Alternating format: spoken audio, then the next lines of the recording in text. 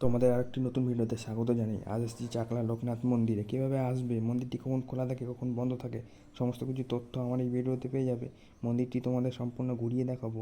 ভিডিওটি স্কিপ না করে প্রথম থেকে শেষ অবধি দেখবে। বন্ধুরা, মূল মন্দিরে প্রবেশের রাস্তায় পুজো দেওয়ার যাবতীয় জিনিস পেয়ে যাবে তোমরা। গুটি গুটি পায়ে এগিয়ে চললাম মন্দিরের দিকে। মন্দিরের এই দিকটায় গাড়ি রাখার সুব্যবস্থা আছে। 18 শতকের মহাযুগীয় আধ্যাত্মিক গুরু শ্রী শ্রী লোকনাথ ঠাকুরের জন্মস্থান হিসেবে এই স্থানটি কোটি কোটি ভক্তের কাছে বিশেষভাবে সুপরিচিত। বন্ধুরা, লোকনাথ মন্দিরটি প্রতিদিন সকাল 8টা থেকে রাত 9টা পর্যন্ত খোলা থাকে। এই মন্দিরে ভোগের ব্যবস্থা আছে, তার জন্য সকাল সকাল কাউন্টার থেকে কুপন সংগ্রহ করতে হয়। এবার বলি এই মন্দিরে তোমরা আসবে কিভাবে। শিয়ালদা থেকে বনগাঁ লাইনের গোমা রেল স্টেশনে নামতে হবে। সেখান থেকে অটো করে সরাসরি চাকলা লোকনাথ মন্দিরে যাওয়া যায়। এছাড়া বারাসাত থেকে বাসে করে এই মন্দিরে যাওয়া যায়। 1730 খ্রিস্টাব্দের 31শে আগস্ট, 1137 বঙ্গাব্দের 8ই ভাদ্র শ্রীকৃষ্ণের পবিত্র জন্মাষ্টমী তিথিতে চাকলা অঞ্চলে লোকনাথ ঠাকুর ব্রাহ্মণ পরিবারে জন্মগ্রহণ করেন। এই মন্দিরের প্রতিষ্ঠার ইতিহাস দেখতে গেলে লোকনাথ ঠাকুরের স্মৃতি বিজড়িত এই পবিত্র ভূমিতে প্রথম স্থায়ী মন্দিরের নির্মাণের সূচনা করেছিলেন রাজা নৃসিংহদেব রায়।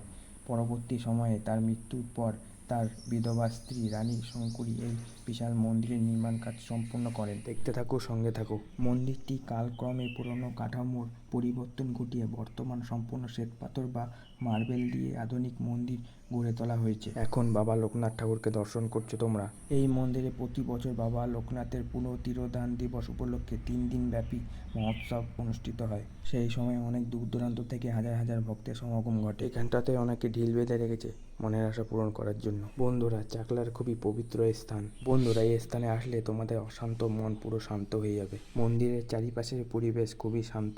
বন্ধুরা, এই মন্দিরে একবার আসলে তোমাদের বারবার আসতে ইচ্ছা করবে, এত সুন্দর এই জায়গা। বন্ধুরা, ওই পাশটা তো কাছে অনেকে ঢিল বেঁধে রেখেছে মনের আশা পূরণ করার জন্য। বন্ধুরা, এই মন্দিরে কিন্তু বেলা বাড়ার সাথে সাথে ভিড় ক্রমশ বেড়েই চলেছে, দেখতেই পাচ্ছ তোমরা। এই মন্দিরে এখন পুজো হচ্ছে। বন্ধুরা, মন্দিরে এখন ভিড়টা শুধু দেখো তোমরা। ভক্তদের দৃঢ় বিশ্বাস এই মন্দিরে পুজো দিয়ে গেলে সেই আশা পূরণ হবেই। বহু দূর দূরান্ত থেকে এই মন্দিরে ভক্তরা পুজো দিতে আসে। বন্ধুরা, পবিত্র এই চাকলা ধামে প্রতি বছর ভাদ্র মাসের জন্মাষ্টমী তিথিতে বাবার জন্মোৎসব মহাসমারোহে উদযাপিত হয়। সেই দিনও প্রচুর ভক্তের ভিড় এখানে লক্ষ্য করা যায়। খুবই পবিত্র এই স্থান, চারিদিকের পরিবেশ খুবই সুন্দর। বন্ধুরা, মন্দিরের এই পাশটাতে বসার জায়গা আছে, চাইলে কিছুটা সময় তোমরা এখানে বসে কাটাতে পারো। মন্দিরে বিশ্রামের সুব্যবস্থা আছে। বন্ধুরা, এখন লোকনাথ বাবাকে মালা পরানো হয়েছে, দেখতেই পাচ্ছ তোমরা। বন্ধুরা, মন্দিরের বাইরের দিকটা যেমন সুন্দর তেমন ভিতরের দিকটা আরো সুন্দর। খুবই পরিষ্কার পরিচ্ছন্ন সাজানো গোছানো এই মন্দিরটি। বন্ধুরা, এই মন্দিরে একবার আসলে তোমাদের বারবার আসতে ইচ্ছা করবে। বন্ধুরা, বর্তমানে সম্পূর্ণ মন্দিরটি মার্বেল পাথর দিয়ে তৈরি, তাই মন্দিরের ভিতরটা এত ঠান্ডা। বন্ধুরা, খুবই পবিত্র স্থান। সপ্তাহে একটি ছুটির দিন এই মন্দিরে এসে ঘুরে যাও, আশা করছি ভালো লাগবে সবার। খুবই সুন্দর এবং মনোরম জায়গা।